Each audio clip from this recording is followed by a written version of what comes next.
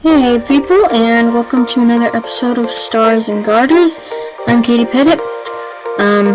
Just quick warning for this episode. I'm very tired because it's late. This is a random Fandom Friday episode, but I'm not recording it on a Friday. It's very late on the day that I'm recording this, so I know I already struggle with just speaking normal English language, but I might struggle even more on this episode. But it's fine. Maybe I'll speak even better when I'm tired. We'll see how it works out.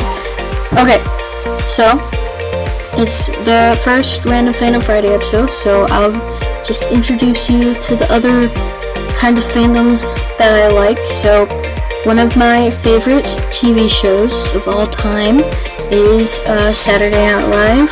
If you don't know what Saturday Night Live is, which you should, because it's kind of huge. It's a comedy sketch show, basically, where like celebrities will host episodes and they'll be in all these sketches and stuff, and usually the cast members just get really famous. Like, it's where Adam Sandler started, like Will Ferrell, kind of people like that. But I really like SNL. I started watching like a year and a half ago, maybe. And so today in our episode, I'm gonna kind of be going through the eras that I've seen so far and just kind of like commenting on them, I guess, and just talking about what I like about each one, and just kind of talking about how the comedy differed, and like, because there was like, it came to a point where it was kind of not as good as it was, so I'm going to kind of try to talk about how it got to that point, and talk about if it is coming back to the old quality, and just, go through the years of which I've seen, at least. So, let's do that, let's get into it.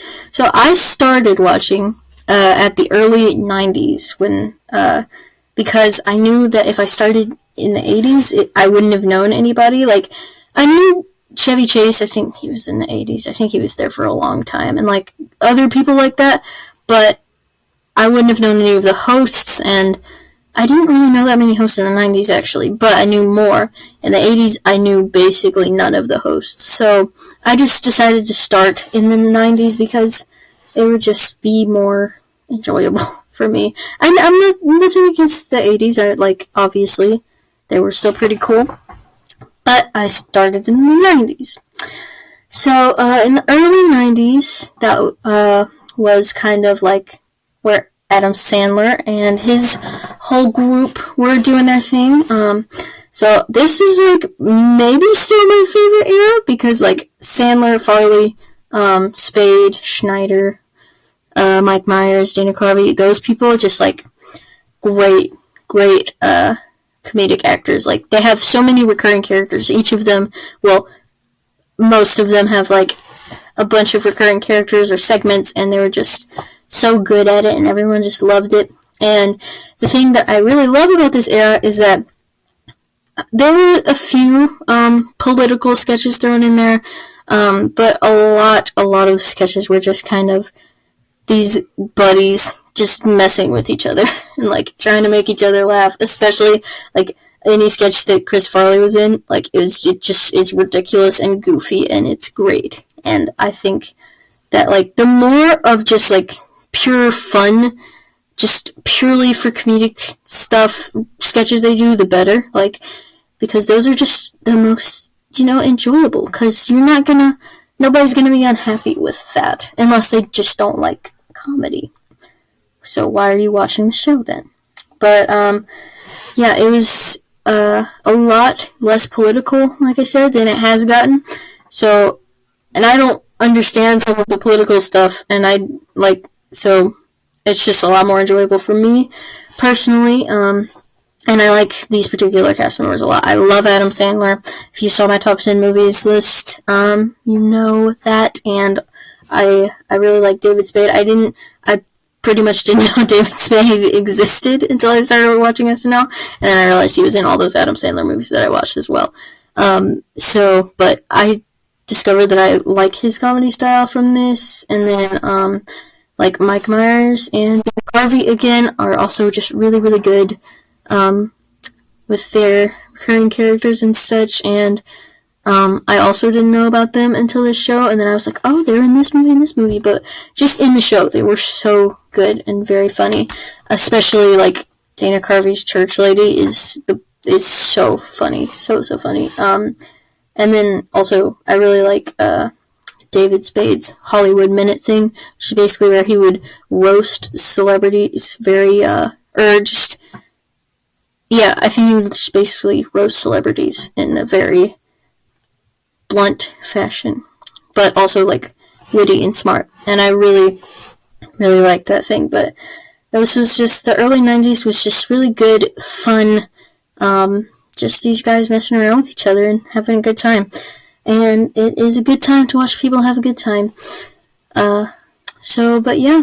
Then obviously, after that era, we kind of moved into the late 90s. Now, this was also like a really good era. It's where Molly Shannon, Will Ferrell, Anna Gasteyer, Chris Kattan, I think, and Sherry O'Terry. Those were some of my favorite cast members from that sort of era. The comedy in this era was still, it felt like it kind of got a little less, just buds messing around kind of vibes, but it was still, most of the sketches were just like purely for fun, and not super political, even though like some of the impressions, like Will Ferrell's George W. Bush is amazing, but most of the sketches weren't like super political. They were just goofy about him. So still, it had that kind of quality of just messing around, trying to make you laugh, and it is really great. Those cast members that I listed are really cool. Molly Shannon, especially, like she's good. There's like, I don't know if there's another cast member like her, especially like female cast members, because like that's kind of the category they go into, and like I don't know if any other female cast member just like nailed it as hard as she did. I know everyone loves the Mary Catherine Gallagher. I think that's right. I hope that's right. I really like her. Sally O'Malley is the one who's like always proud of being 50, and she was a really great recurring character. You should, like, if you don't even like SNL, you should like YouTube one of her sketches, just one, if you don't want to watch a whole episode and you're not into it, because she's good. She's really, really good. Obviously, Will Ferrell is also amazing, because he went on to be a huge deal, and he's just really good. He's just a very, very talented at comedy, obviously, because, again, he's huge now. But, yeah, and then, like, the other kind of less, they didn't really get that big members, like, Sherry O'Terry and Anna Gasteyer and Chris Kattan are still, they were just all very good at making people laugh, even though I don't quite think they got the same chemistry as, Sandler and his guys. I think they just really were still so good at what they did. It was super fun and enjoyable to watch, whenever, in that era. Alright. So then after those guys moved along, we kind of started bringing in the early 2000s. So we kind of started bringing in this one. The line was kind of fuzzy because some of these guys were also late 90s, but where they kind of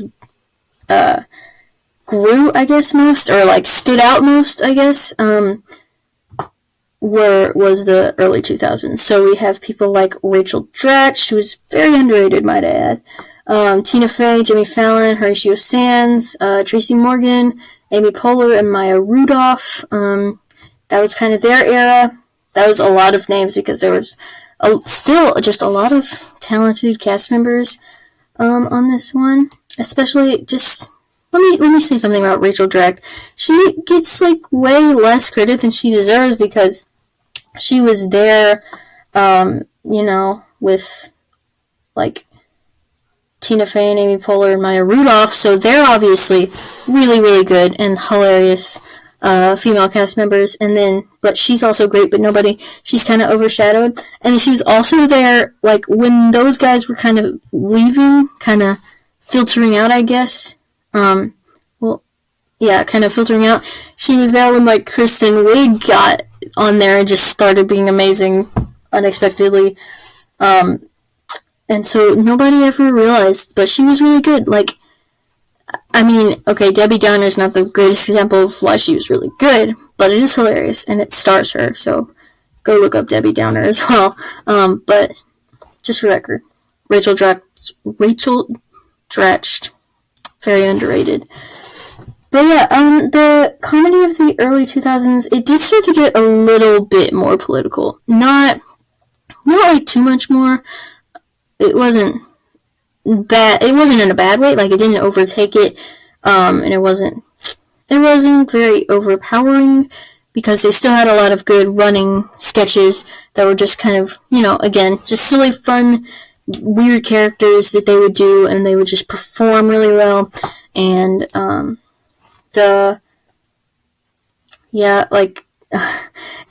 the two. It's weird that the two duos are kind of here. So Amy Poehler and Tina Fey, and so they're together around this time. And then Jimmy Fallon and Horatio Sanz are also together, and they were just really good duos. Like, I didn't know anything about Horatio Sanz. Again, before I started watching this, I knew who Jimmy Fallon was, but like every time they were in a scene together, I was just like, oh my goodness, this is gonna be ridiculous. And it was, but in the best way possible. Because they had that kind of chemistry, like Sandler and his bunch, because they just wanted to have a good time and make people laugh and make each other laugh. And then Tina Fey and Amy Poehler, I don't even have the words. I can't tell you what's so great about them, because you just know, you see them do something together and you're just like, oh my goodness, they're great. I don't know how to describe it, but they did Weekend Update together for so long. Mm-hmm. If you don't know what Weekend Update is, it's basically they have this little chunk in each show where they just sit one or two people. I think it's usually two. They'll sit down at this desk and give like fake news stories that are based off of real news, but they turn it into a joke. And they have a little segment, and they usually have characters come to the desk and do a thing every few minutes. But so they did that together, and there's just so many good bits with them together, especially on their Weekend Update thing. But Fey and Poehler was just a really great duo, and like I said, Maya Rudolph was also there doing her thing, and she's obviously, again, just a really, really good comedian. And she kept like reappearing even after she left, because she had a few recurring characters, and then also because she's just really good, and there's just, whenever she would come back, it would be like, it would just be like, whoa, like, why did you leave? She's just so good. But yeah, comedy was still really good. It was, like I said, getting more towards political. And then this is where I am now. I'm still watching through the years, but I am in the sort of late 2000s, like 2008, I think, kinda, is where I'm at. So that has, like I said, Kristen Wiig is showing up. I'll talk a little more about her, because she's awesome. Andy Samberg, Fred Armisen. I think this is where Kenan Thompson showed up, and like Bill Hader, people like that. But yeah, Kristen Wiig just showed up out of nowhere, and like I had heard that people thought she was really good and really funny, but like then she really was. Like, and I was surprised. I thought she was just gonna be like, I thought, they would be exaggerating about how good she is and how funny she was, but they weren't. She's just good. Like, we've started watching her Gilly stuff, which is just ridiculous, and she's really good. Every time she just makes being funny look so easy, because she's just so good at it. And then Andy Samberg also, like, I didn't even know when he showed up. I was like, oh my goodness, this kid, like, what is he even doing? Because he started doing all these digital shorts, which is like pre-recorded stuff that they throw in there because it's a live show, but sometimes they throw in pre-recorded stuff, and it's ridiculous. It's absolutely ridiculous. Every single digital short is ridiculous, and most of them have Andy Samberg, but some of them don't. But no matter what, it's ridiculous, but it's still really good. But yeah, so this is kind of where they leaned into the political side even more. And like, sometimes it would be a little bit too much, and they would kind of focus too much on proving kind of a political point. Not like, I don't think they were trying too hard to prove something. Maybe it's not the best way to word it, but they were just kind of leaning away from just doing their funny characters, even though there were a ton of those funny characters, and they were great, but they were also focusing a lot on doing political stuff, and it was still funny. It was just sometimes it was a lot, and sometimes it would just be a bunch of political stuff, and I'd be like, this is kind of boring, because I'm there for the characters and the goofiness, because it's a sketch comedy show and it's just people messing around being goofy. But yeah, it was still really good because, you know, these cast members are still really talented, and they were, again, just trying to make people laugh. Mostly was just their thing. Oh, I forgot to talk about Keenan a little bit, because Keenan just came in about that time, and he just stayed forever, and he's always been good. He's always been funny, and he still is, and he's like, even when the parts of SNL where they were kind of lame, he was still there, and I would watch an episode just for Keenan. If the episode was kind of lame, but there was just Keenan is there, and it's just like, Keenan.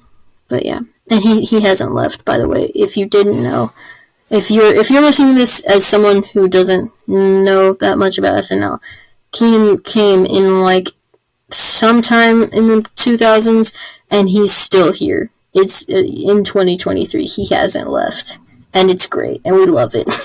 And so he's awesome. We love Keenan. But yeah, so after the 2000s, I can't remember the exact kind of dates of this. I think when the Trump-Hillary kind of election was at least nearing, or kind of before the election, was when they started getting real political. And also a thing that kind of detracted from the humor was that they kind of lost their quality of, so before this, they had just been, they would make fun of anyone and everyone and anything, and it was great because they could just do that. They were like, you know, it doesn't matter, like, we're not, it's just, we're making jokes because we're comedians, and it's not like they were being offensive, straight up offensive, because they were just, you know, poking fun at people, you know, just little jabs that were all in good fun, and it was fine. But kind of near whenever that election was, I forgot honestly, but they kind of lost their quality because they started only poking fun at, like, you know, I mean, they would do stuff with, like, Democrats and stuff, but they would mostly poke fun at Republicans, and, like, not that that's a bad thing, because obviously I want them to be able to poke fun at everybody, but when you do that to one side too much, it's just, it looks one-sided, and it's like, you know, you're supposed to be this comedy show that's just, you know, making fun of everyone, just making jokes out of everything you see, and just going with it. But, like, it was like they got scared or something. Like, they were trying not to offend anybody for a short period there. It didn't last too long, but for a little bit there, it just felt very politically driven, and it wasn't great. They kind of lost that fun we're here to make people laugh kind of vibe, and they were kind of like, we're here to say something about politicians. And I was kind of like, I don't really want to hear you say stuff about politicians. I want to see goofy characters and goofy people being goofy. Because it's a comedy show. I want to see comedy. And I know it is comedy, but there's a point where it's like, you know, you're trying too hard. Just have fun with it. Just go with it. But I will say, I think that they are back on the rise. I have seen a few, like, the most recent season, I've seen a few episodes of that, and I think they're getting back at it. Either the episodes they've only had like one political sketch in them, which is preferred to me, unless they're like very goofy political sketches again. Or they've, gotten both sides and gone both ways and been more fun with it and more loose and just kind of there to make people laugh again. The most recent episode that I've seen was hosted by Nate Bargatze, and it was so good. Like, if you don't watch SNL at all, just watch that episode because it was good. It was like pretty clean. I will say, I don't think SNL is like that unclean. There are a few times they get a little rough with the jokes, and there are a few recurring sketches that were kind of like, gross. But, like, there's, again, a lot of the time it's just people messing around with each other and trying to make people laugh. So, obviously, use discernment when you watch it and see if you can, what you can handle and stuff, but it's not as bad as people say. But for, like, when they would get really deep into political stuff, I feel like there would also be more kind of icky stuff in it when they were also in that era of being really political. But the Nate Bargatze episode that I was talking about, it's just pure fun, and they're just goofing off again. And it's not about being shockingly funny. It's not like shocking people into laughing, and it's not about proving a point. It's just about being funny and being comedic and doing their job as comedians. And it's really, really good. I haven't seen anything beyond that, but I'm hoping it stays good. I feel like it looks like it will. I think it is back on the rise, and I think that it's doing well. I don't think it's got that same just, I don't know what the right word is, but in the early 90s, it's just Sandler and his crew, they just had something. They had something, and even though there have been cast members since that are great, they just haven't had that, whatever it was, that bond, I guess. But because just Sandler and his friends were always so much fun. It was great to watch them just goof around. But I think it is getting back to just being a good, fun comedy show that's just about being fun. Alright, I think I got to everything I wanted to get to. Just an overview of that kind of stuff. So, yeah, I think that's it. Do the thing, the subscribe thingy, follow whatever it is you gotta do, and leave a comment about, like, what your favorite era of SNL is, or maybe your favorite cast members, stuff like that. Yeah. Thanks for listening to this episode of Stars and Garters. I will see you next time.